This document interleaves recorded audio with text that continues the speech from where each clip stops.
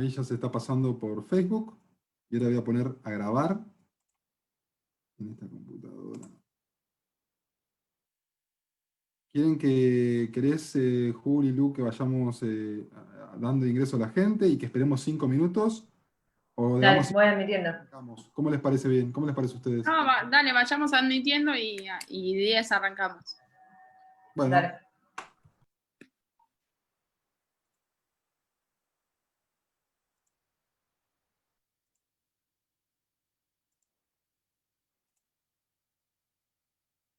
¿deshabilito la sala de espera, Lu? Dale, sí.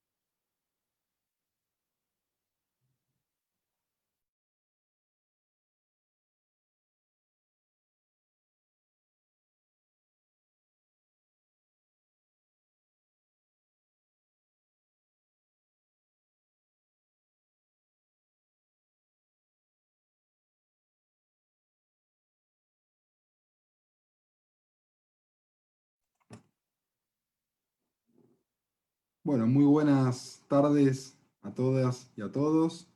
Un placer recibirlos en esta cátedra del taller de Estado, Administración y Políticas Públicas. La verdad que hoy tenemos un panel de lujo con una compañera del Ministerio de Trabajo, que es Pamela Ares, y una compañera del Ministerio de Transporte, que es Florencia Esperón. Y bueno, por mi parte, como titular de la cátedra, agradecerles esta charla, esta posibilidad de establecer este conversatorio en temas de género, en temas de diversidades, en relación a políticas públicas, que es algo que venimos siguiendo hace mucho tiempo en la cátedra, y agradecerle principalmente al equipo de cátedra, a Giovanni, a Lucila y a Julieta, quien es la que organizó y quien va a estar moderando este panel tan importante, y por mi parte agradecerle desde la carrera de Ciencia Política a nuestras dos invitadas. Gracias Florencia, gracias Pamela por hacerse presente, por venir a conversar con nosotros. Que bueno, que estamos un poco debatiendo interesadamente hace mucho tiempo sobre cuestiones de género aplicadas a políticas públicas muy, muy concretas en la esfera estatal. Así que Julieta, te doy la palabra a vos para que continúes con la exposición. Muchas gracias. Hola a todos y a todas. Bueno, gracias a Flor y a Pamela. Para mí es un gusto estar hoy en esta semana tan triste para el pueblo argentino con dos compañeras y hablando de género, hablando de las políticas públicas de género y diversidades en la agenda pública y estatal. Florencia es además egresada de nuestra casa de estudios, es egresada de la facultad, licenciada en Trabajo Social y magíster en Políticas Públicas. Y Pame es colega, es politóloga y también magíster en Políticas Públicas. Somos las tres egresadas de la misma maestría en distintas cohortes, justo casualmente. Y bueno, estoy muy, muy contenta de poder compartir esta tarde con ustedes. Vamos a hacer unos minutos con Flor para conocer la agenda de políticas de género y diversidades del Ministerio, flamante directora de políticas de género y diversidades. Hoy salió su designación, así que felicitaciones también, Flor, por eso. Y luego vamos a estar compartiendo con Pamela, que es subsecretaria de Políticas de Inclusión Laboral en el Ministerio de Trabajo, Empleo y Seguridad Social, la agenda del Ministerio de Trabajo con respecto al tema. Así que Flor, te doy la palabra y te escuchamos. Bueno, muchas gracias Juli, comparto el placer de estar acompañada por Pamela y muchas gracias Maxi por invitarnos a este espacio. Realmente para nosotros como Ministerio de Transporte es muy importante también tener un lugar para poder contar cuál es la política que venimos llevando a cabo, que arranca y de alguna manera hay que reconocer, y todos los que estamos en la gestión pública tenemos que destacar que la agenda de género se instala dentro de la agenda pública del Estado, recogiendo las demandas de todas la cantidad de compañeras, de mujeres, de adolescentes que salieron a la calle a pelear por nuestros derechos, y eso es totalmente destacable porque también nos obliga a nosotros como funcionarios públicos y como funcionarias a, de alguna manera, a instalar estos temas y a debatir cómo el Estado empieza a dar respuesta a esas necesidades y cómo esta lectura de la realidad social se traslada a una agenda concreta de actividades, de proyectos y de programas específicos que den cumplimiento a todas estas necesidades. No podemos desconocer que en Argentina muere una mujer cada 27 horas, y esto es una gran parte de nuestra agenda, que a veces es la que más nos duele, la que más nos atraviesa, y realmente no debemos quedarnos con que la agenda de género tiene que ver solo con la atención y la erradicación de las violencias por razones de género, sino también que tiene que ver con una mirada más amplia acerca de la igualdad, de la equidad, del acceso al empleo de calidad. Sabemos que las mujeres somos, las mujeres junto con los niños y niñas somos los más pobres, entonces también a veces hay que reflexionar y repensar que no tener acceso a un empleo de calidad, como por ejemplo en el sector de transporte, que ustedes todos deben saber, o por lo pronto imaginar, que es un sector súper masculinizado, donde solo somos el 9% del personal total. Entonces, cuando analizamos esos números, la verdad que tenemos un desafío enorme por delante. Entonces, pensar la agenda de género implica reflexionar acerca de todas estas cuestiones. La atención, por supuesto, la atención y el abordaje directo a las situaciones de violencia de nuestras trabajadoras, que tiene que ver con violencia institucional, violencia doméstica, que a veces es más fácil mirar al costado y no darte cuenta cuáles son las problemáticas que sufren la cantidad de trabajadoras. Yo vengo de trabajar también anteriormente, hace muchos años, en trenes argentinos, y cuando encontramos que muchas de las ferroviarias no podían acceder a lugares de calidad, o no tenían el dinero, por ejemplo, para poder irse de su domicilio, donde estaban siendo víctimas de violencia, entendemos, y eso hoy nos lleva a pensar en una agenda que tiene que ver con atender, proteger, cuidar y reflexionar acerca de la injusticia que vivimos las mujeres, como trabajadoras, como mujeres, pero desde nuestro lugar, desde el transporte, nuestro principal desafío es asegurar y garantizar un transporte más equitativo. tenemos dos universos, es las mujeres y las diversidades, por supuesto. Yo a veces digo mujeres, pero que no se entienda que quedan por fuera las disidencias y las diversidades, por favor. Esto es una cuestión de lenguaje a veces y de hablar rápido, pero siempre están en nuestra mente, en nuestra agenda, la inclusión de las diversidades en cada una de nuestras políticas y nuestros proyectos. Entonces realmente cuando nosotros repensamos cuáles son estos problemas, que tienen que ver, insisto, esto con la participación laboral, y más en un proceso que esperemos que así sea, de reactivación económica. Nosotros decimos, bueno, la reactivación económica en el transporte es con nosotras, entonces realmente marca y resuelve de alguna manera estas brechas tremendas que tenemos. Después tiene que ver con repensar y reflexionar acerca de cómo está diseñado el transporte en Argentina y en distintos lugares de Latinoamérica y el mundo, que quienes diseñaron los sistemas de transporte sin duda fueron varones. Entonces muchas veces cuando se hace la salida de una estación, por ejemplo, no se tiene en cuenta que la iluminación es un problema. ¿Es un problema para los hombres también? Sí, seguro, pero para las mujeres es un problema aún distinto y probablemente más grave. Y la percepción de la seguridad que tenemos las mujeres es muy diferente a la que tienen los hombres. Entonces, cuando nosotros pensamos que los problemas son distintos, las percepciones son diferentes, pero no fuimos incluidas en los diseños de la infraestructura, ahí tenemos un problema. Nosotros tenemos un plan estratégico cuando empezamos a diseñar y cuando el ministro Mario Meoni asumió este ministerio como ministro de Transporte de la Nación, empezamos en una primera conversación y que realmente tengo que destacar que hemos encontrado un socio estratégico que ha entendido, ha comprendido y se ha sensibilizado con esta agenda, al punto de lograr tener una institucionalidad como es la Dirección de Políticas de Género y Diversidades que hoy tengo a mi cargo. Entonces, cuando hay una decisión concreta, también facilita, yo le digo socio estratégico porque no nos ayudan, en realidad la hacemos juntos. Entonces, eso marca a veces una diferencia. En función de eso, de institucionalizar, armamos un plan estratégico. El plan estratégico está compuesto por 5 ejes que de alguna forma nos ordenan y nos marcan el rumbo, que tiene que ver con el diagnóstico. Sabemos que sin la recolección de evidencia, sin datos, no hay políticas públicas que vengan a resolver, porque no sabes dónde estás parado, no sabes hacia dónde vas, y de alguna manera tampoco podés medir y evaluar tu gestión pública posterior a tu desempeño. Entonces tenemos el primer punto, que es el diagnóstico, que para nosotros es muy valioso, y ahí Julieta también da una mano enorme, y tengo que reconocer que el equipo de trabajo que nos acompaña realmente es maravilloso, y hay un compromiso y una sensibilidad enorme con el tema. Perdón el chivo, pero tenía que decir, porque además acá Julieta está presente. Entonces, diagnóstico fundamental para el diseño, para el monitoreo y para la evaluación de la política pública. Después tenemos infraestructura, que es, como le decía, no solo diseñar las infraestructuras del transporte, sino reflexionar acerca de las obras, pensar las nuevas necesidades y las nuevas demandas de estas mujeres, niñas y adolescentes que circulan en nuestro transporte público.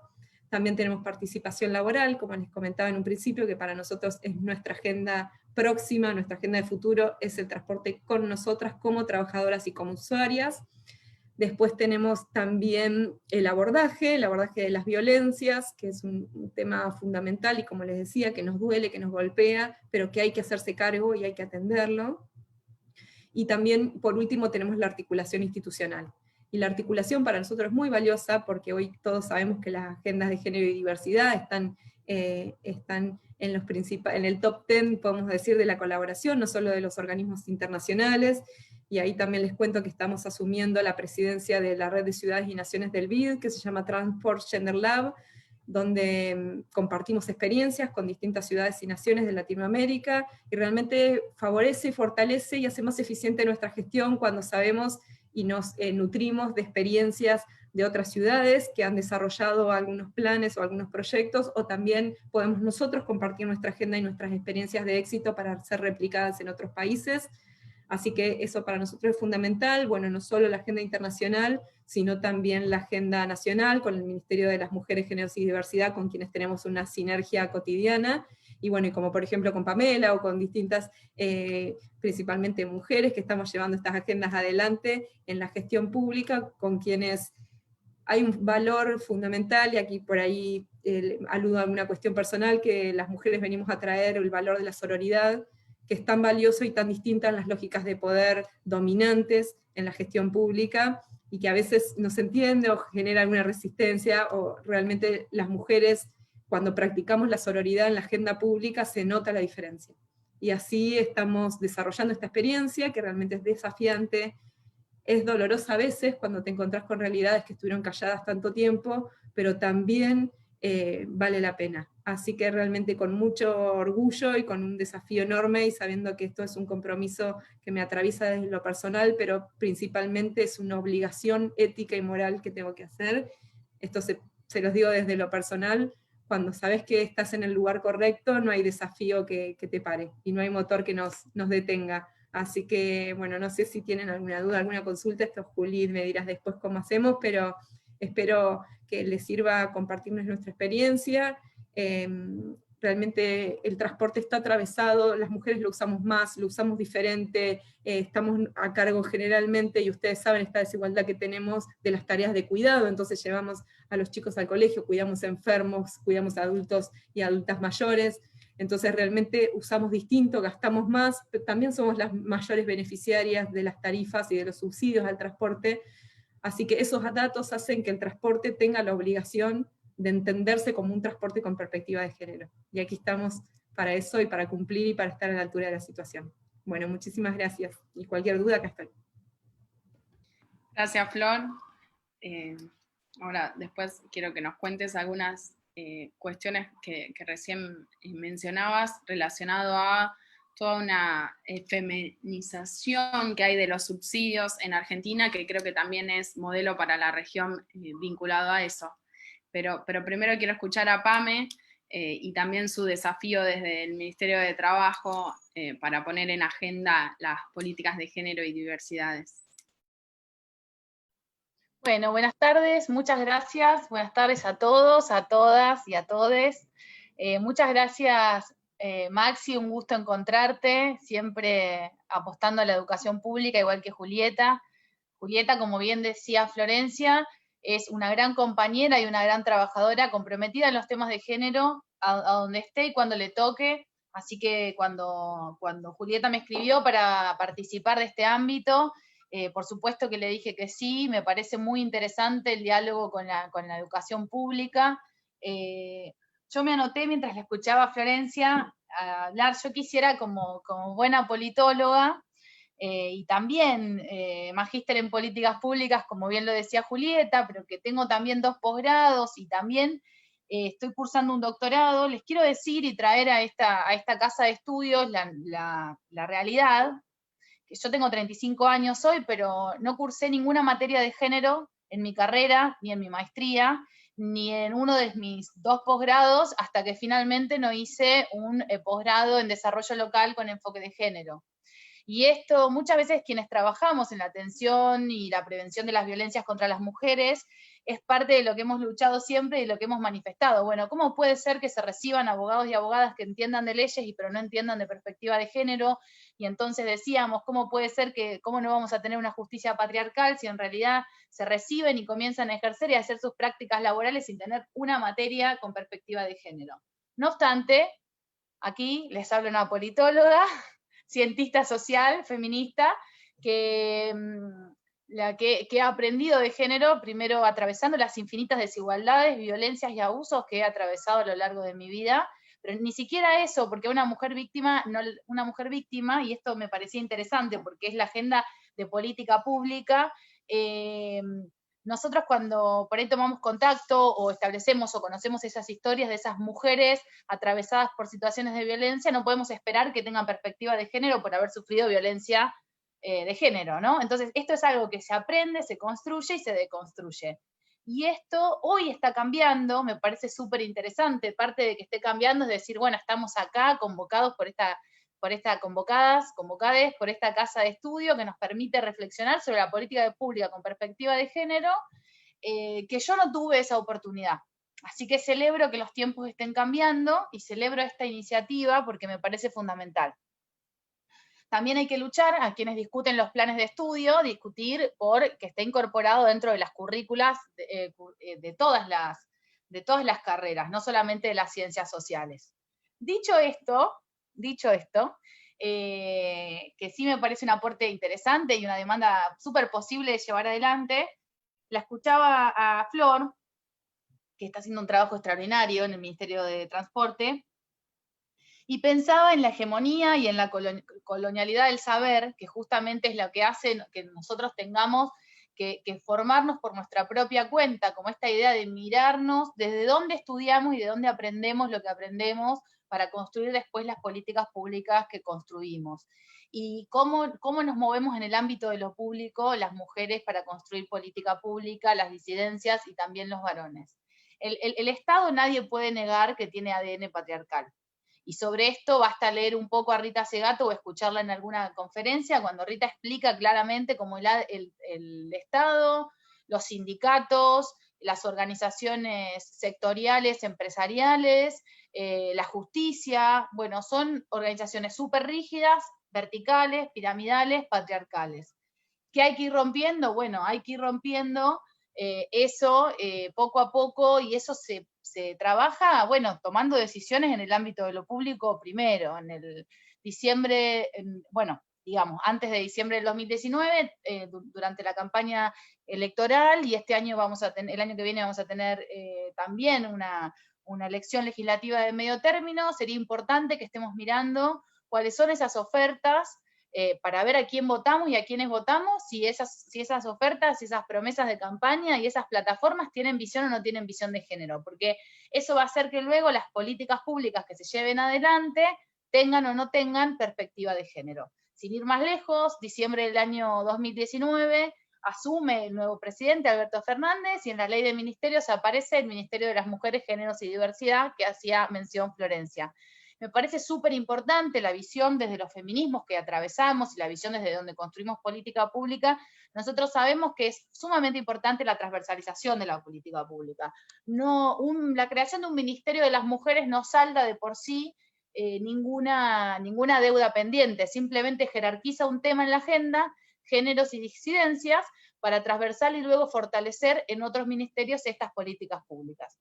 Pero por supuesto, algo que venía de tener una jerarquía, pasar a tener jerarquía ministerial, bueno, es sumamente importante, como cuando en otras gestiones lo que tenía jerarquía ministerial pasó a tener menor rango. O sea, eso habla de la política pública, ¿no? Entonces, es muy importante resaltar primero la creación del Ministerio de las Mujeres, Géneros y Diversidad.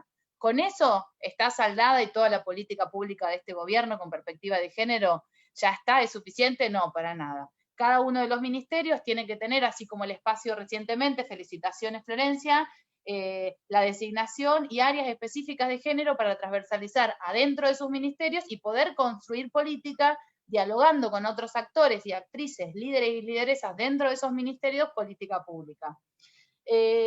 Importante, se crea el Ministerio de las Mujeres, se aprueba el primer presupuesto con perspectiva de género, el primer presupuesto que discute el Congreso de la Nación aprueba el primer presupuesto que discute partidas presupuestarias con perspectiva de género, histórico en la República Argentina. También se crea en el mes de enero la Comisión Interministerial de Cuidados. La Comisión Interministerial de Cuidados es una comisión sumamente importante porque, así como Florencia planteaba, los recorridos de las mujeres hacia sus lugares, porque el cuidado tiene horario comercial, no tiene horario, digamos, pero para movernos en las ciudades, nosotras, las mujeres que nos movemos en las ciudades, en transporte público, lo utilizamos en horarios comerciales, colegios, médicos, bueno, trámites, ¿no? Todo lo que tiene que ver con el trabajo remunerado y no remunerado. Es muy importante decir que esta comisión trabaja transversalmente los temas de cuidado. Se crea la comisión relatora del proyecto para tener un sistema integral de cuidados. Bueno, hay avances, muchísimos como estos, que son institucionales, que son concretos, el área de género en el Ministerio de Transporte. En lo que a mí respecta, y ya para entrar al Ministerio de Trabajo, que es para lo que he sido invitada, pero sí me parece interesante poder hacer una lectura del contexto en el que se determinan algunas políticas públicas, porque ustedes saben que cuando hablamos de política pública, atrás de eso hay decisión política, y atrás de la política pública y de haber decisión política hay una agenda pública, Y acá, así como Florencia mencionaba, a los movimientos de mujeres y a los diferentes feminismos que pujaron, impulsaron y sostuvieron en resistencia muchas veces a lo largo de la historia una agenda de género, bueno, nosotros sabemos también, y por eso lo nombro y lo manifiesto, que estas casas, esta casa de estudio, tantas otras casas de estudio que promueven agendas que son sumamente inclusivas, son espacios propicios para que cuando cada uno de ustedes termine su carrera y se vaya a insertar laboralmente, y si alguien se va a insertar en materia de consultoría, se va a insertar laboralmente dentro de las políticas públicas, se va a insertar, bueno, haciendo encuestas, o sea, en la consultoría de encuestas de opinión, bueno, donde sea que se inserten, tener perspectiva de género para este mundo que ya vivimos, no para el que va a venir, es muy importante, ¿no? Entonces, sí es importante discutir esto para decir, bueno, a ver, ¿qué política pública tenemos? En el Ministerio de Trabajo, Empleo y Seguridad Social, tengo a cargo en este momento, yo digo trabajo de subsecretaria, porque estas cosas están muy de paso, y también sabemos que como llegamos nos vamos, porque así como las grandes transformaciones comienzan antes de nosotras, las hacemos y luego las seguirán otras personas, lo mismo pasa en el Estado. Y en este pasaje por el Ministerio de Trabajo, Empleo y Seguridad Social, tengo a cargo la agenda de género y disidencias, pero sobre todo de inclusión laboral.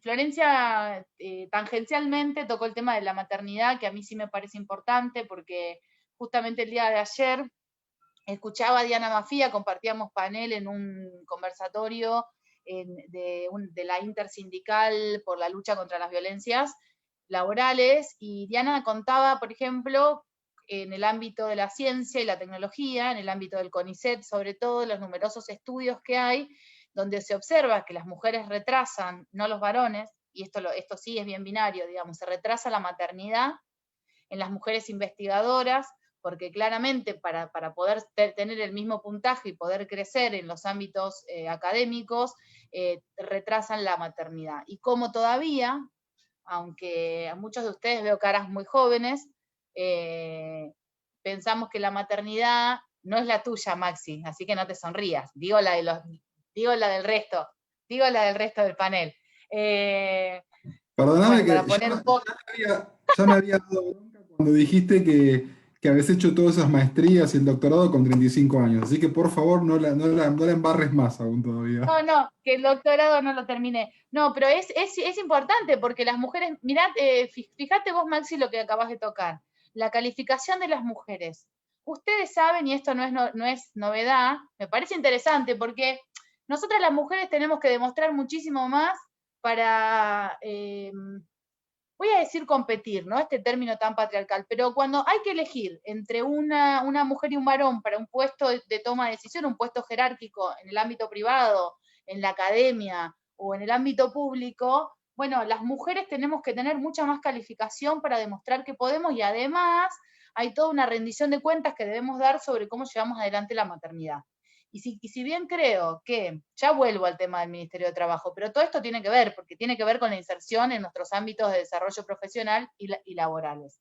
Imagínense si nosotros, con nuestra internet que está funcionando en este momento, con nuestras computadoras o celulares, con nuestra formación intelectual o académica, podemos estar dando estas discusiones y podemos hablar de nuestros techos de cristal y de nuestras paredes de cemento y nuestros pisos pegajosos. Imagínense lo que están pasando en la República Argentina, es lo que vienen de pasar, porque en diciembre del año 2019 teníamos el 50% de inflación interanual, y hoy, luego de una pandemia, estamos sosteniendo números de empleo muy complicados para la República Argentina. O sea, estamos atravesando una crisis social, económica y sanitaria que la atraviesa la República Argentina y la atraviesa el mundo entero, y que imagínense si para nosotros es conflictivo sostener, insertarnos y permanecer en el mercado laboral, lo que es para todas aquellas personas, y sobre todo mujeres, que están fuera del mercado laboral o son personas no registradas o están tal vez trabajando de manera, bueno, como dije, no registrada, no formal o intermitente dentro del mercado de trabajo. Súper precarizadas. Miren, hay un gráfico que a mí me gusta siempre comentar, que es de la CEPAL, que lo tendría que haber compartido porque la verdad que es muy interesante para reflexionar. La CEPAL analiza, creo que son 18 países, desde el año 2002 hasta el año 2014 y analiza cómo fue la pobreza en esos países, dentro de los cuales se encuentra Argentina. La CEPAL muestra claramente, es un gráfico, un montón de países, un promedio, y muestra cómo disminuyó la pobreza. Así es, el primero disminuye así, disminuye la pobreza 20 puntos en América Latina durante esos 12 años. Pero hay otro punteo que sube, y ese punteo que sube es la feminización de la pobreza. Y entonces nosotros siempre debemos preguntarnos, ¿qué nos ocurre si para lo que nosotros, desde este lado de la ideología, planteamos que es la década ganada, redistribución de la riqueza, asignación universal por hijo, previsión, moratoria previsional, el bono en Brasil, el Juan Azurduy en Bolivia, la patria grande, la redistribución de la riqueza en toda América Latina, 20 puntos de disminución de la pobreza, y crece casi en igual cuantía la feminización de la pobreza? ¿Qué nos pasó? Y esa es la pregunta, digamos, ¿qué nos pasó? Bueno, la respuesta es: nuestras políticas públicas de redistribución de la riqueza, exitosas en términos de redistribución de la riqueza y de disminución de la pobreza, no pudieron sacar a nuestras mujeres pobres de los hogares pobres. Cada 100 varones pobres terminó habiendo 118 mujeres pobres. Esto tiene una explicación muy grande en cómo se crea, analiza y se diseña la política pública. Pues la política pública tiene que estar creada, analizada y diseñada, controlada y gestionada con perspectiva de género. Si no, no tendrá posibilidad alguna de reducir las desigualdades que todos y todas nosotras, sí, estoy segura, que nos afectan. Si no, no estaríamos estudiando ciencia política un sábado, ni conectados un viernes 18:36 en un Zoom hablando de estas cosas. A todos nos duelen las desigualdades y entendemos que desde diferentes ámbitos de la paleta ideológica se puede trabajar sobre ellas, ¿no es cierto? Sin distinción. Acá no debe haber nadie que diga: si yo quiero la desigualdad, si yo quiero gente pobre, si yo quiero mujeres que no tengan ninguna oportunidad. Bueno, pues si nosotros estamos comprometidos con esto, nosotros y nosotras, lo que tenemos que saber es que las políticas públicas tienen que tener perspectiva de género desde el comienzo de su planificación. Por eso es tan importante cuando escuchamos a Florencia que dice: volvamos, mejores, dice Florencia. O sea, en algún punto está diciendo: cuando pensemos el transporte público, lo pensemos con nosotras y lo pensemos para nosotras. Lo mismo desde el Ministerio de Trabajo. Tengo al frente la Comisión Tripartita de Igualdad de Oportunidades, donde sindicatos y sector empresarial discuten las políticas por la igualdad de oportunidades, y el desafío enorme que tenemos es poder empezar a conversar con el Instituto Nacional de la Economía Social, con el INAES, porque si nosotros no empezamos a discutir con la economía social qué está pasando con la igualdad de oportunidades en las cooperativas, en una parte, hoy la economía social es parte del Ministerio de Desarrollo Productivo. Esta para mí fue una de las grandes decisiones que tomó el presidente de la Nación, que fue haber sacado al INAES, que conducía el querido Mario Cafiero, a quien le mandamos un saludo al cielo, de Desarrollo Social al Ministerio de Desarrollo Productivo, porque las cooperativas y la economía social tienen que estar atadas a la producción y al desarrollo productivo y no al desarrollo social.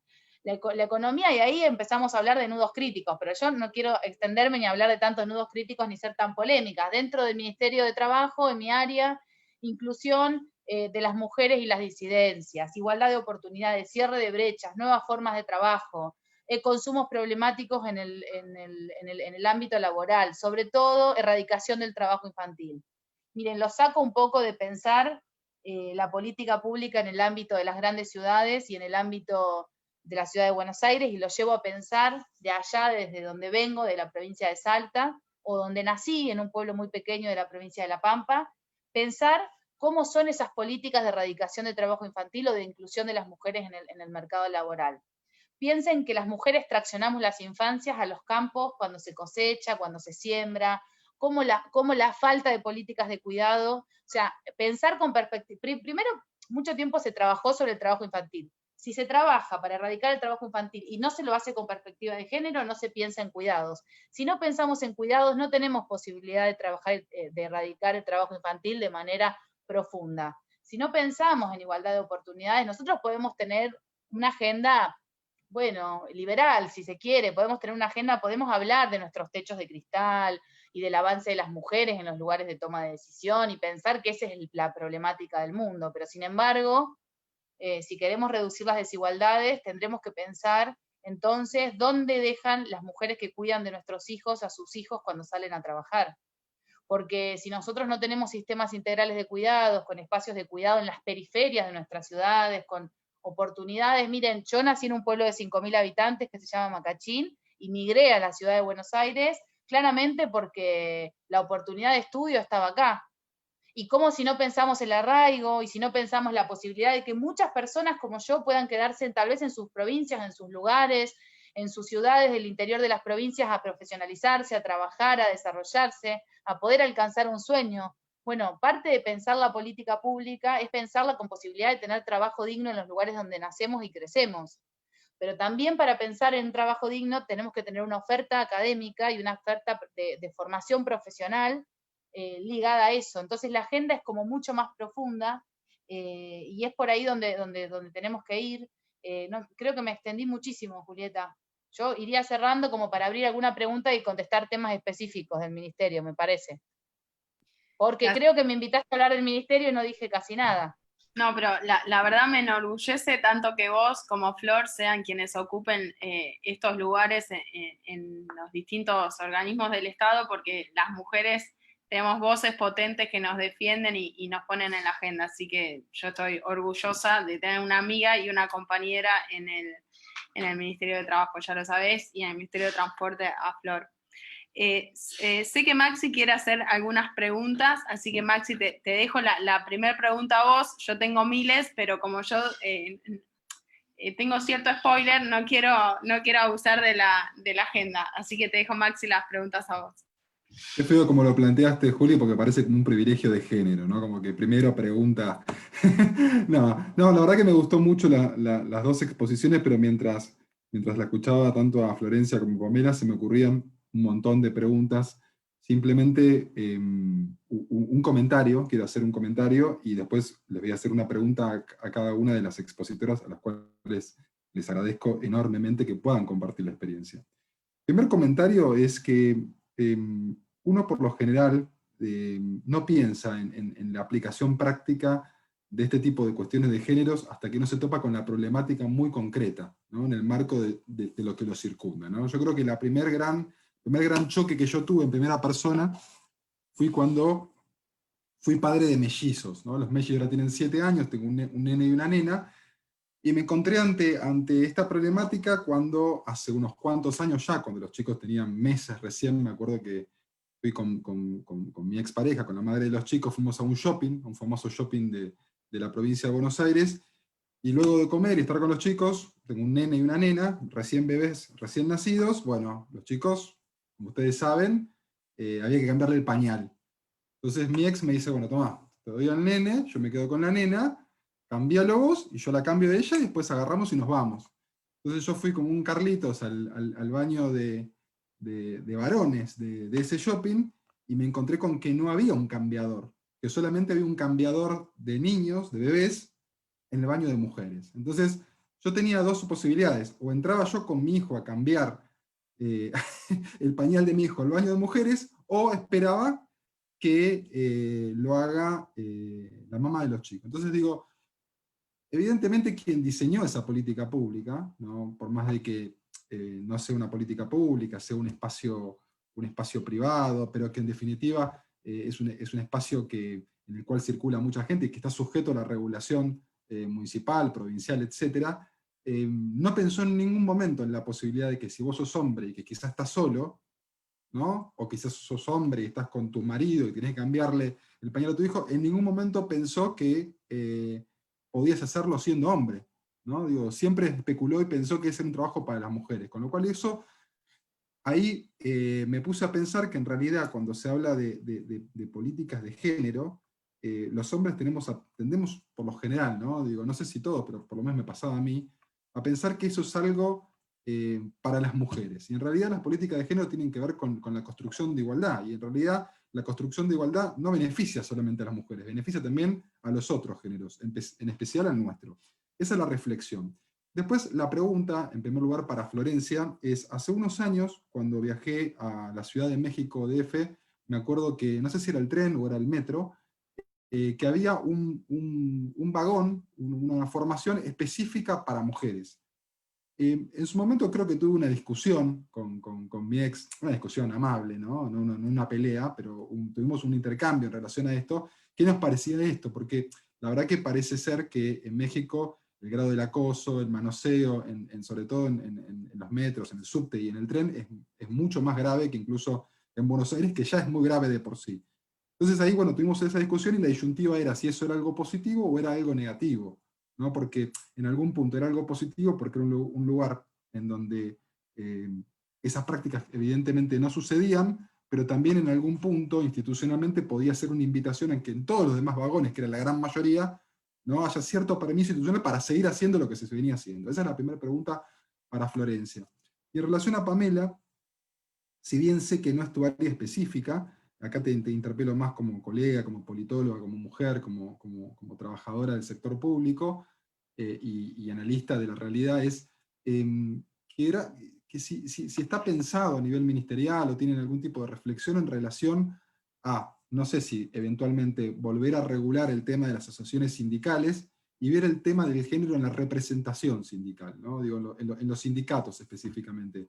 A mí en lo particular, siendo funcionario público, me tocó muchas veces participar de mesas paritarias, tanto en el FOPECAP, en procesos de formación, como en la CEOT, o en diferentes espacios paritarios, en jefatura de gabinete, y me llamó la atención que había, y eso que es la gran mayoría de mujeres en el sector público, que los representantes casi siempre eran varones. Entonces me encontraba con muchas mesas sindicales en donde discutíamos un montón de cosas, incluso cuestiones de género entre hombres. Entonces esas son las dos preguntas y el comentario. Perdón por lo extenso y por la interrupción. Bueno, Maxi, la verdad que has traído un debate que se está dando en toda América Latina. Hace unos días hubo una webinar específica sobre políticas de segregación sí o políticas de segregación no en los sistemas de transporte, así que traes un tema que está muy en auge. Realmente es una posición cultural y social también respecto a la respuesta que damos los gobiernos y los estados que trabajamos implementando sistemas de transporte. ¿Hacia dónde apuntamos? Por supuesto que no se puede desconocer que la violencia hacia las mujeres en el espacio público y en el espacio de transporte en México es mucho más problemático que el nuestro, que nosotros sabemos que el 100% de las mujeres en algún momento de nuestra vida sufrimos alguna situación de acoso. Tenemos una regulación muy reciente respecto al acoso callejero que entra dentro del Código Penal. Realmente son cuestiones que de alguna manera se celebra, pero también nos hace abrir un poco los ojos de cuáles son nuestros desafíos. Desde lo personal y también les hablo un poco desde lo institucional, nosotros no creemos que la segregación sea la manera de protección. Realmente aludimos a la convivencia y a un nuevo orden y una nueva manera de vincularnos, una nueva cultura de uso de los sistemas de transporte en donde podamos convivir. Y un poco también lo que vos decís y lo que vos traes, que me parece que es muy, muy valioso, esto de repensar las relaciones, repensar la manera de vincularnos y de alguna manera cómo imponemos la agenda al respecto. Me parece que tiene que ver con esto, en desafiarnos, es algo que nos lo estamos preguntando todos los países, principalmente en América Latina, pero aludimos esto, nosotros todavía tenemos la esperanza y realmente la convicción profunda de que no es un problema de las mujeres, realmente el acoso es un problema de los hombres y de las mujeres y de las disidencias y las diversidades, donde debemos reflexionarnos, debemos de construirnos y debemos volver a crear los vínculos y las relaciones sociales en los espacios en los que convivimos. Así que de esta manera, esto que vos decís no es un problema de las mujeres, y a mí me gusta mucho escucharlo de un hombre también, realmente entendernos que este sistema patriarcal, esta desigualdad, golpea también a los hombres y los convierte y los pone en un lugar muy desigual. Cuando un hombre no puede sensibilizarse, cuando un hombre no puede o se siente incómodo al hacerlo, realmente o tiene que sentir que debe ser el sostén de familia, pensando en una familia tipo, también es muy injusto para ustedes. Entonces, cuando entendemos que este sistema nos daña a hombres, a mujeres, a diversidades y a disidencias, obviamente nos daña más a las mujeres, pero porque tiene que ver con una subordinación histórica y cultural, pero realmente entendemos que el compromiso, y nosotros aludimos mucho desde el transporte, también al tercero, ¿no? Al que ve, al que está atento, al testigo, de alguna manera, de esas situaciones, que pueden ser hombres y pueden ser mujeres. Entonces nosotros aludimos y llamamos de alguna manera a ese involucramiento que tiene que ver con dejar de mirar hacia el costado, por miedo en meterme, si pasa algo en un colectivo, bueno, ¿qué pasa? Miro, me meto, porque por ahí me termino metiendo en un quilombo, bueno, cuánto nos hacemos cargo cada uno de nosotros como ciudadanos y como ciudadanas de la erradicación real y directa, y cuáles son las estrategias. Discúlpenme, me extiendo un segundo, hace un año más aproximadamente hicimos un grupo focal con conductores de colectivos, con choferes de edad mediana, y en general algunos bastante grandes, y cuando les preguntaba si alguna vez habían sufrido alguna situación dentro de lo que ellos le dicen el pasaje, que serían los usuarios que van, o usuarios y usuarias que van adentro de las unidades, les preguntamos si habían visto situaciones de acoso, todos decían que no. Y cuando le empezabas a afinar y decías, bueno, pero ¿alguna vez alguien tocó o maltrató a una mujer? Sí, todos. Y nosotros nos sentimos responsables. Entonces, dotar de herramientas a los trabajadores, a las trabajadoras, a las personas que son usuarias y que tal vez no están vivenciando la situación de violencia, hace también que todos seamos, esto es la responsabilidad del tercero, y esto es la violencia por omisión. ¿Qué no hacemos cuando sucede una situación de violencia? Nosotros tenemos planificado y diseñadas acciones proactivas que tengan que ver con esto, a llamar a comprometernos todas, todos y todes a la erradicación directa de las violencias dentro de los sistemas de transporte, porque es nuestra competencia, pero el espacio público y la sociedad entera, porque cuando lo hacemos desde ahí también entendemos que eso se lleva a los hogares, que es donde lamentablemente mayores actos de violencia suceden. Así que espero que responda a tu respuesta.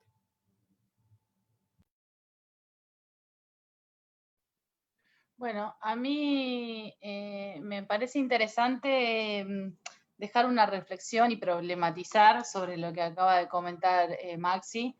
Me parece que es muy interesante discutir sus propios privilegios, ¿no?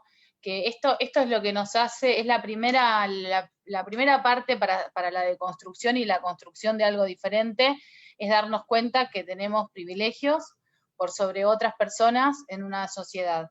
Cuando vemos eso, bueno, primero pensamos, y pues se puede pensar en términos de clase, en términos marxistas, lo podemos pensar en diferentes situaciones. Nosotros podemos decir, bueno, la justicia social es la herramienta, pero cuando miramos algo con perspectiva de género, con enfoque de género, desde una mirada feminista, y reconocer los propios privilegios. Y ahí engancho con el cambiador, con los sindicatos, la discusión de paritarias y todo lo que venimos hablando, que es parte de lo mismo.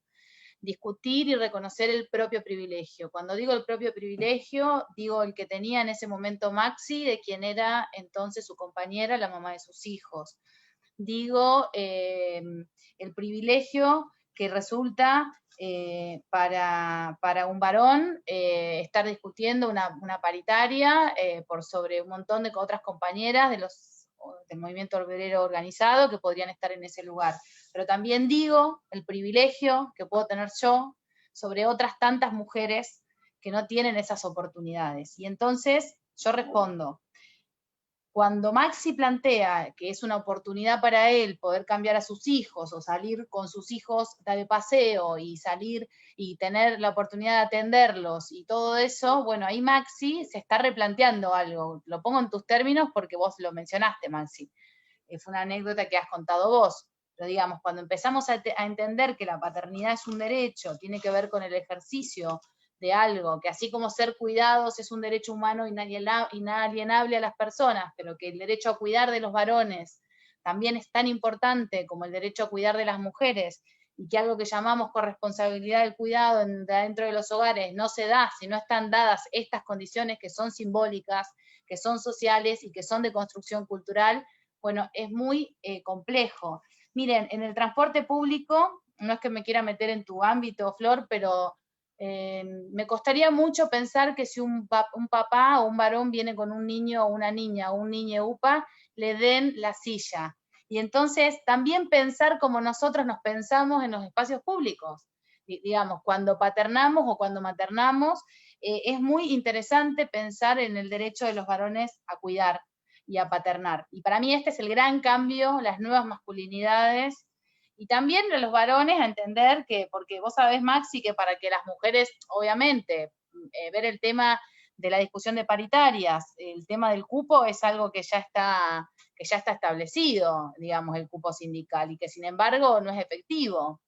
Y entonces, y no alcanza, y mirá, yo te voy a decir, yo te llevo hacia un ámbito que a vos te resulta tal vez más familiar, que es el de la política, y yo te digo, en la política tenemos paridad de conformación de listas, pero en el ejercicio y en la conformación efectiva de las cámaras no hay paridad. Entonces, ¿qué pasa? ¿Cuál es el corazón de eso, digamos? Y el corazón de eso es discutir el propio privilegio. Y es decir, ¿y cómo? ¿Y quiénes van a dejar ese lugar para que venga una compañera? Y son, por lo general, los varones que hoy están ocupando ese lugar. Y no es una lucha contra los varones, es la discusión del propio privilegio. Que cuando lo pensamos en términos de clase, es muy fácil darnos cuenta, y pensar en políticas redistributivas y de igualdad de oportunidades es fácil darnos cuenta. Ahora, cuando tenemos que dejar una silla de las 6 sillas de la mesa chica para que venga una mujer a sentarse a negociar y a llevar adelante todas las estrategias que tienen que ver con liderazgo, conducción, etcétera, etcétera, cuesta muchísimo. Como también nos cuesta muchísimo a las mujeres dejar los espacios de soberanía que tenemos, puertas adentro de nuestros hogares, porque así como los varones tienen la soberanía y están acostumbrados al uso de la palabra, de la parlamentación, de los espacios de poder en el ámbito público, político, etcétera, etcétera, a las mujeres tenemos como un dominio de la división de las tareas adentro de nuestros hogares, que muchas veces queremos la corresponsabilidad de la boca para afuera, pero en la práctica, situada, nos cuesta muchísimo entregar eso. Por ejemplo, quién baña a nuestros hijos, quién hace la comida, quién corrige la tarea. Bueno, hay cosas que tienen que ver, que obviamente son una carga mental, pero que tienen que ver con el ejercicio del poder. Esto es muy fuerte, de esto se habla poco, y tiene que ver con cómo, desde dónde anclamos la seguridad en los vínculos, porque los vínculos que construimos no son igualitarios. Entonces, imagínense que si los vínculos que construimos no son igualitarios, imagínense lo que es construir vínculos donde hay poder de por medio, toma de decisión y otras tantas cosas. Así que yo creo que sí, que hay que ir por eso, que parte, Maxi, habría que hacer cumplir lo que hay que cumplir, pero lo cierto es que el sistema siempre, porque su ADN patriarcal hace, que siempre tenga un lugarcito por donde esconderse y un contexto difícil para aplicar determinada cosa. Y en la provincia de Salta nomás, la hipervolatilidad de las listas, el voto electrónico, que parecería ser que son todas herramientas que favorecen la participación, lo único que hacen es concentrar la participación. Y entonces, mientras pensamos que sí, lo único que estamos haciendo es favorecer a quienes más poder tienen acumulado, que obviamente no son las mujeres ni aquellos candidatos que no tengan o no tengan el vínculo o la relación con los poderes concentrados, ¿no? Entonces creo que tiene que ver con esto, con desandar otras formas de construir. Ahí Florencia hablaba de la sororidad, sí, yo creo que también es, digamos, hacia qué mundo vamos, ¿no? La pandemia también nos mostró algunas cosas, así como el extractivismo y las políticas extractivistas que también se sostienen desde el Estado, desde este Estado Nacional y desde tantos otros, también son las políticas que están destruyendo el medio ambiente y son las mismas que tienen ADN patriarcal, digamos. ¿Cómo hacemos para poder discutir eso? Me parece que eso es del fondo, y estos espacios son los espacios que tenemos que utilizar para reflexionar eso, porque de acá van a venir los profesionales y las profesionales que estén en 10 años, 5, 15, tomando decisiones de política pública. Es muy interesante esto que decís, Pami, y que también se vincula un poco con la próxima pregunta.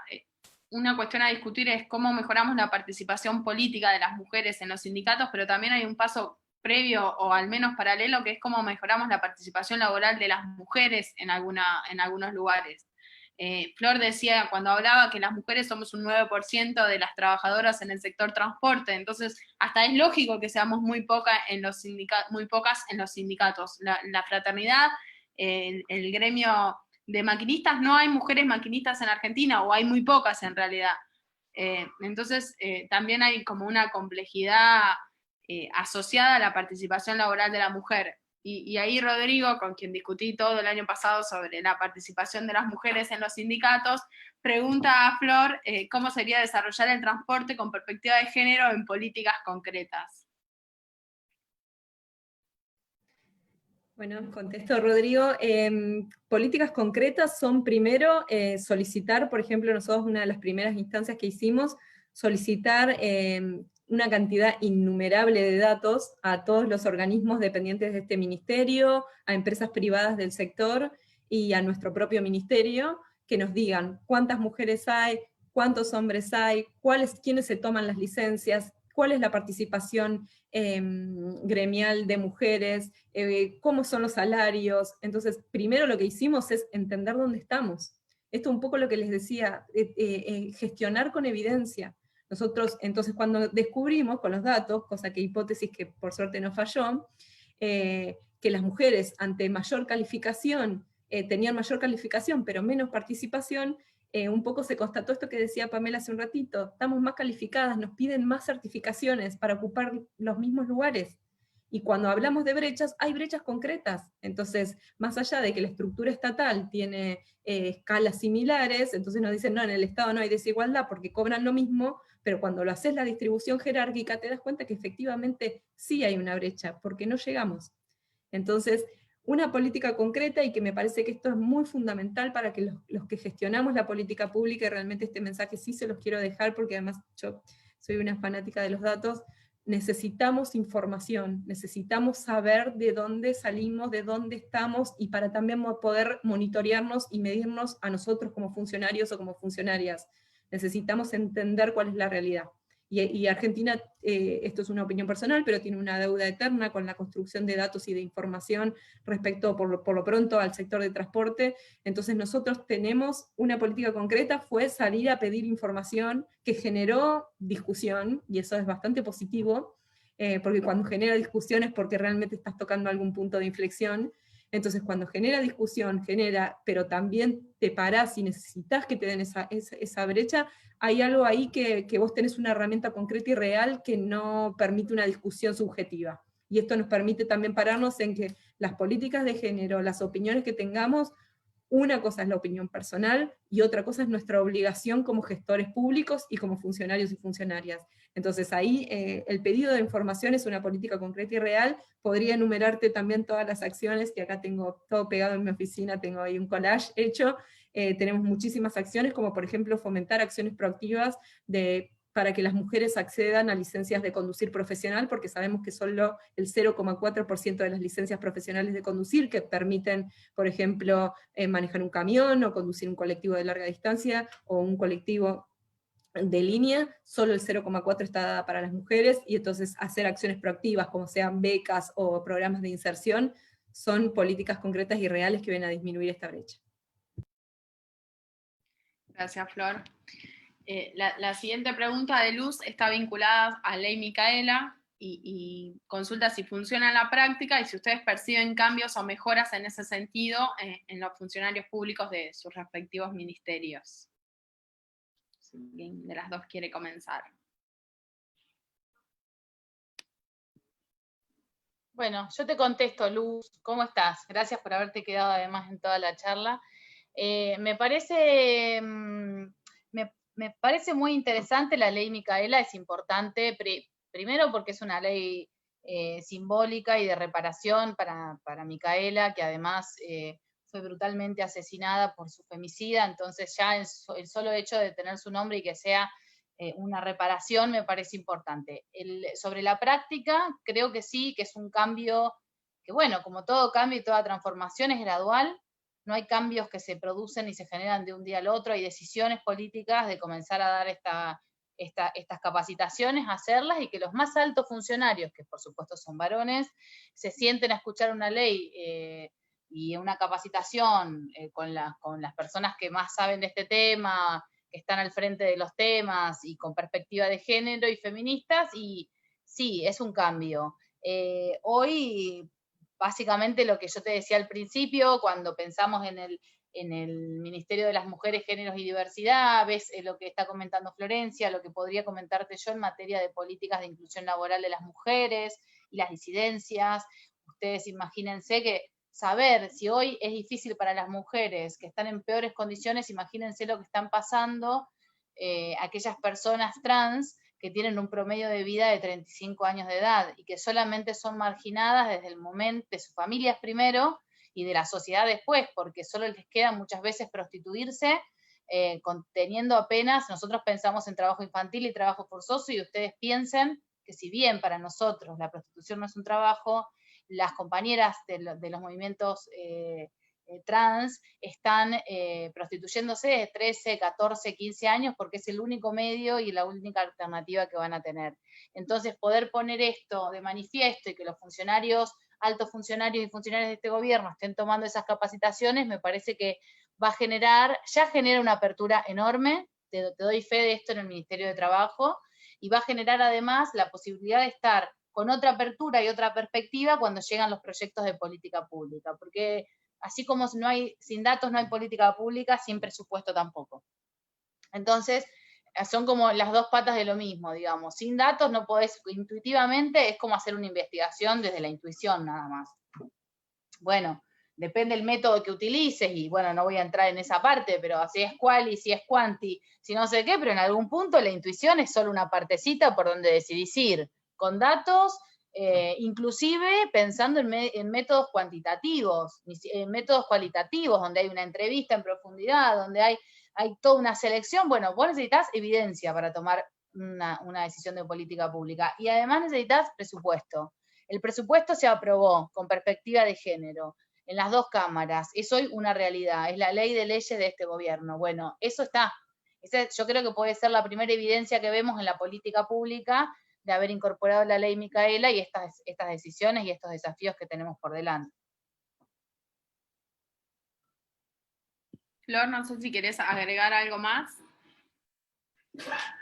No, sumo lo que comparto totalmente lo que dijo Pamela recién, y sí creo que el cumplimiento de la ley Micaela, que nosotros lo hicimos acá para las altas autoridades, es un buen comienzo. Es un comienzo, pero es un desafío que implica un trabajo constante. Realmente no alcanza a concentrarse una hora y no alcanza con un cumplimiento anual por el mero cumplimiento de la ley. Implica una tarea de reflexión, implica un trabajo constante de cada uno y cada una de nosotros que estamos abordando y comprometidos con estos temas. Yo a veces mido el termómetro de cuando empiezan a tener miedo. Y disculpen, pero esto es como muy fuera de lo académico. Cuando los varones empiezan a tener miedo o empiezan a tener miedo que nos metamos demasiado, es porque realmente hay mucho que trabajar. Entonces, ley Micaela, por supuesto que comparto totalmente que es una necesidad, era una necesidad para el Estado, y es un paso gigante para cada uno de nosotros y nosotras que tengamos obligatoriamente que cumplirla, pero es un buen comienzo. Yo quería agregar, si me permitís, Julieta, Maxi, Florencia, quería contar una pequeña anécdota. Me gusta mucho escuchar a Florencia, que además lo conozco por Julieta, todo el avance que están haciendo en el Ministerio de Transporte, y eso es tan importante. Y yo quería traer acá en esta conversación y en la memoria de las compañeras militantes de Salta, nosotros tuvimos un caso muy emblemático. Julia hace que sí con la cabeza porque siempre le pregunto, y fueron a Salta y se juntaron. Mirta Cisneros es una mujer que quiso ser colectivera en la provincia de Salta, y eso parecía ser algo impensado, desafió, porque muchas veces pensamos que desafiar justamente los privilegios o los sistemas patriarcales es querer ser presidenta de la nación. No, Mirta quiso ser colectivera y desafió el statu quo de todo el sistema de transporte de la provincia de Salta, incluso de la justicia, porque Mirta, cuando quiso ser colectivera, no le aprobaron su licencia de conducir. Mirta denunció discriminación, la justicia le dijo que no tenía razón, Mirta apeló, la justicia no le dio mucha importancia, Mirta siguió su lucha. Voy a hacerla corta. El caso de Mirta Cisneros llegó a la Corte Suprema de Justicia de la Nación, y la Corte falló a favor de Mirta Cisneros, por supuesto que mucho tiempo después, y yo no voy a jugar a las adivinanzas, les voy a decir que Mirta estuvo limpiando baños todos esos años, nunca la dejaron conducir un colectivo. Y para nosotras Mirta abrió la puerta a una lucha que muchas otras en Salta pudieran ser colectiveras. Entonces sí me parece importante reconocer, porque digo, es fuerte eso, ¿no? Es decir, ¿qué pecado hay en querer conducir un colectivo y aprender a conducir un colectivo? Y todavía si hablás, si vos fíjate cómo es la porosidad y hasta dónde cala hondo el sistema patriarcal, si vos hablás con algunas colectiveras de Salta, o con algunas mujeres, porque lo he hecho y he tenido la oportunidad, lejos de pensar en Mirta como una luchadora, dicen, no, pero Mirta no sabía mucho conducir, ¿no? Y entonces, queda instalada, y esto es polémico, pero es también parte de la realidad, porque la deconstrucción no está solo en, no es solo una responsabilidad de los varones, digamos, esto es una cuestión social, como lo planteó Flor, no todas las colectiveras, estoy hablando de una experiencia que he tenido yo, donde todavía se preguntaban si era verdad que Mirta no sabía conducir, o sea, ¿me explico? Cala tan hondo, y es tanto el miedo de dejar de pertenecer, porque hay muchas mujeres que luego tuvieron la oportunidad, porque luego hubo que incorporar mujeres, por supuesto no le incorporaron a Mirta, incorporaron a otras, pero con una bajada tan contundente de disciplinamiento, porque de esta manera funciona, con un fuerte disciplinamiento, que nadie se animó a seguir pidiendo por Mirta, aunque Mirta abrió la puerta. Así que yo, en honor a Mirta, hablo de todos estos avances, que fue una de las grandes luchadoras, como tantas otras habrán sido luchadoras en espacios también no permitidos para mujeres. Así que, bueno, un saludo a la querida Mirta Cisneros, de Salta. Sí, en el mismo sentido hay otro fallo, que es el fallo Borda, que obliga a 3 empresas del transporte automotor del AMBA a incorporar un piso de 30% de mujeres conductoras. Y muchas veces es a partir, que lo decía también Flor cuando apenas empezó su conversación, es a partir de la lucha de las mujeres o de otras mujeres, de otras compañeras, que muchas veces se da lugar a esas políticas públicas, ¿no? Creo que no hay ninguna pregunta en el chat. Se acaba de sumar uno que arruinó mi pregunta. Fernando pregunta, ¿qué piensan sobre generar políticas de paridad en el Poder Judicial? Chan. Tengo a Pablo acá enojado por lo de abogado, por el abogado sin perspectiva de género, Pame. Después vas a tener que...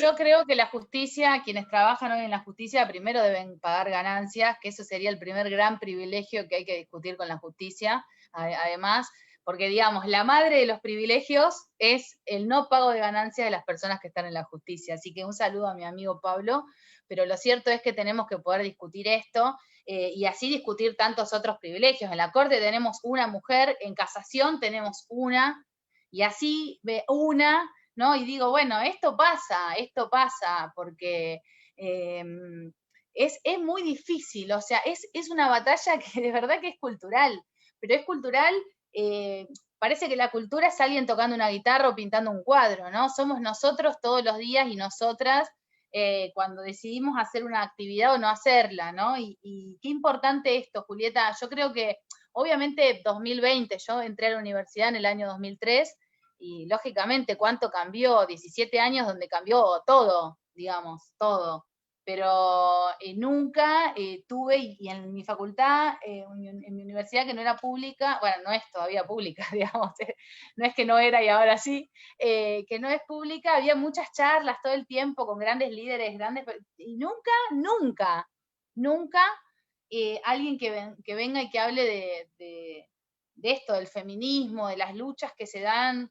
Y después es todo un viaje, porque lo cierto es, y no es que me quiero escapar del Poder Judicial, pero digo, para mí no es algo diferente a lo de los sindicatos, o a lo de Mirta Cisneros colectivera, o a, no sé, siempre digo, a mi abuela Marta, que era trabajadora de casa particular y nunca había estado registrada, ¿no es cierto?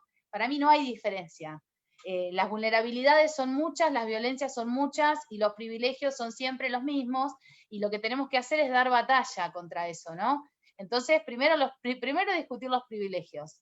Entonces, y después, bueno, por supuesto, en la justicia, bueno, hay que discutir la justicia. En todo sentido hay que discutir la justicia. Como hay que problematizarlo todo, porque si no problematizamos todo, difícilmente podamos tener transformaciones. Entonces, es políticas de paridad en la justicia y tantas otras cosas en la justicia. Sumo, Pame, la necesidad de realmente reconvertir la justicia, porque sabemos que un montón de mujeres que mueren en nuestro país a causa de violencia por razones de género asistieron a instituciones policiales a hacer la denuncia. Entonces no podemos tampoco hacernos los sonsos, y realmente necesitamos, si necesitamos paridad, sí, pero necesitamos justicia con perspectiva de género, sean hombres, pero también es con mujeres, para que puedan entender, sensibilizarse y realmente comprometerse en que ni una mujer más vaya a denunciar. Ustedes saben el caso de Micaela García, que su agresor había sido denunciado y lo mandaron a ese papá que fue a denunciar. Le dijeron que vuelva el lunes, y ese fin de semana esa persona agredió y asesinó a Micaela García. Entonces, cuando tengamos una justicia realmente comprometida, y la paridad sin duda es el camino, también va a ser más eficiente y nos va a proteger y nos va a cuidar a nosotras cuando acudimos pidiendo ayuda, que sabemos que muchas veces es tan difícil en esa valiente tarea de salvar la vida. Bueno, Pame, yo lo que te quería preguntar, o que quería que nos cuentes un poquito sobre el convenio 190, que Argentina fue el tercer país en ratificarlo, y me parece muy importante, y que cruza, ¿no?, toda tu subsecretaría.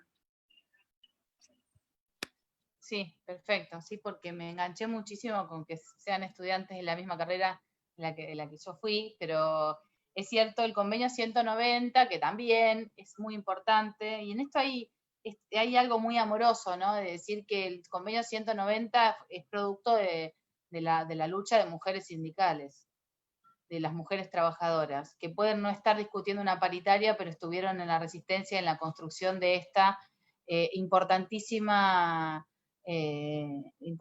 logro, como es el convenio 190, que lo ratificó el Congreso de la Nación, y que Argentina está en proceso de ser el tercer país en ratificarlo, ya lo es, y ahora estamos trabajando. El Ministerio de Trabajo tiene dentro de mi órbita la Oficina de Asesoramiento de Violencia Laboral, que parte de la jerarquización que estamos haciendo ahora es la construcción de una coordinación para trabajar las políticas de violencia e igualdad laboral en el ámbito del empleo público, para articular con la CIOT. Nos parecía muy importante, ya con la aprobación del 190, comprender que no podemos articular, trabajar ni abordar las políticas públicas de violencia laboral de la misma manera en el ámbito público que en el ámbito privado. Porque las discusiones que se dan, el paraguas, las paritarias y las posibilidades son unas en un sector y otras en otro sector. Entonces, tanto la Oficina de Asesoramiento de Violencia Laboral va a tener rango de coordinación, como que se va a crear una coordinación de políticas de igualdad laboral en el ámbito público. Esto nos parece súper interesante.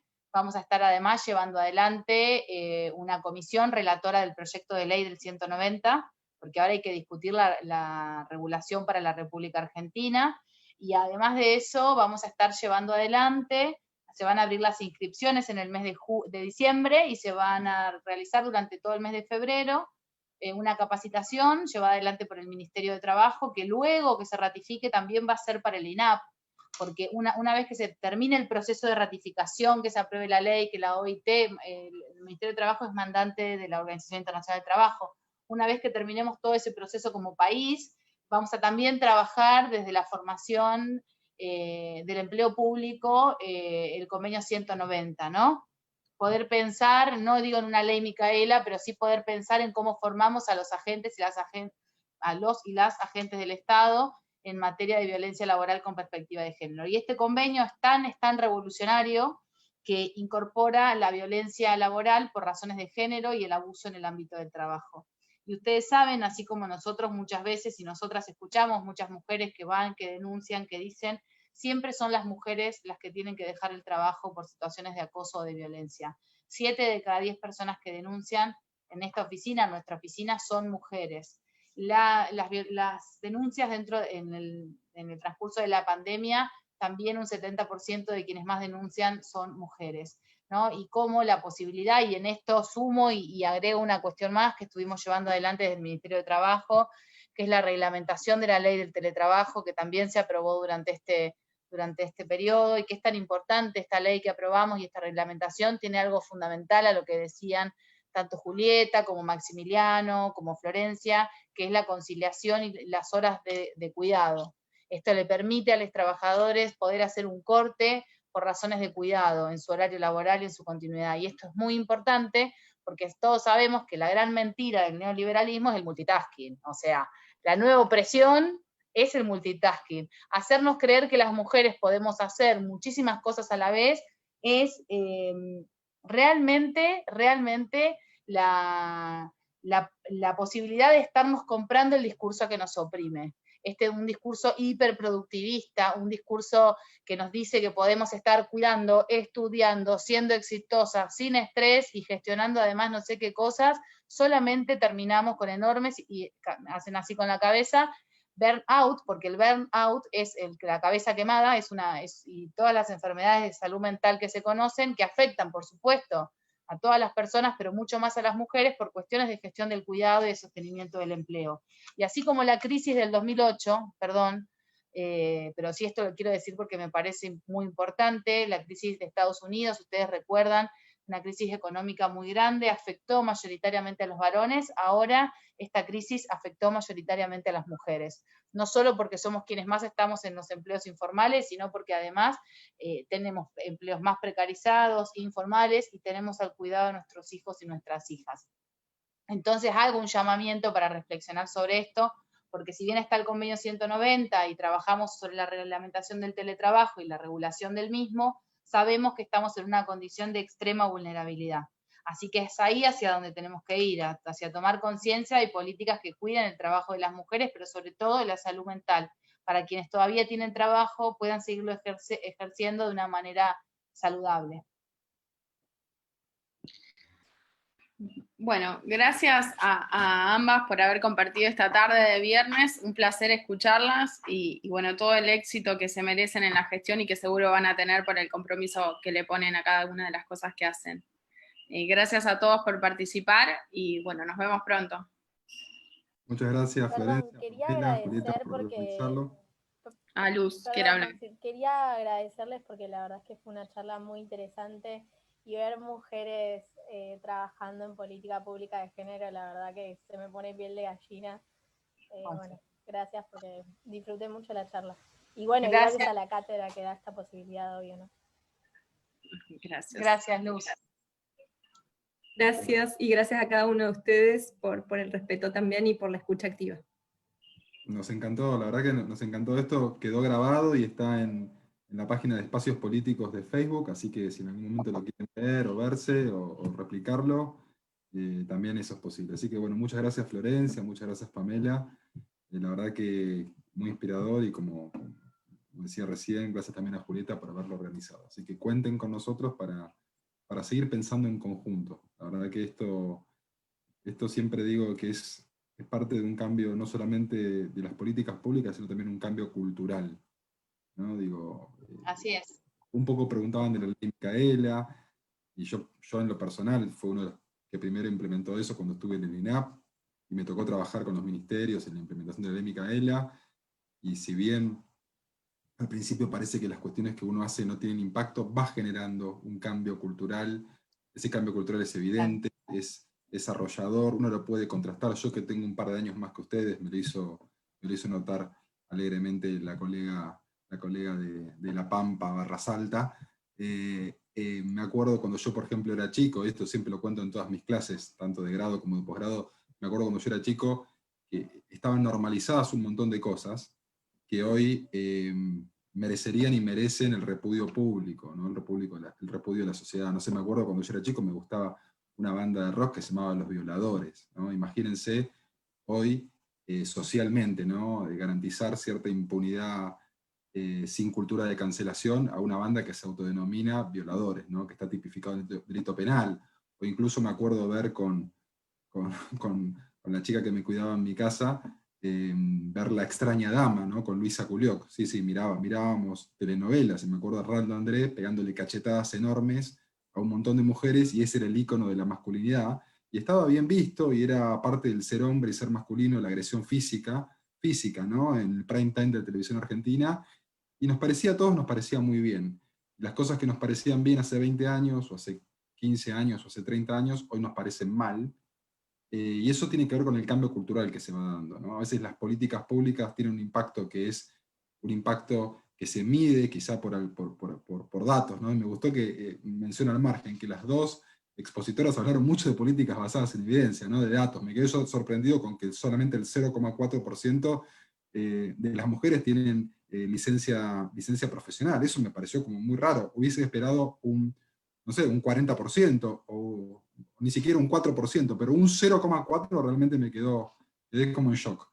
Pero bueno, nada, un poco era decir eso y agradecerles nuevamente y que cuenten con el espacio de la cátedra y de la carrera de Ciencia Política para dar este debate y los que vengan después. Muchas gracias.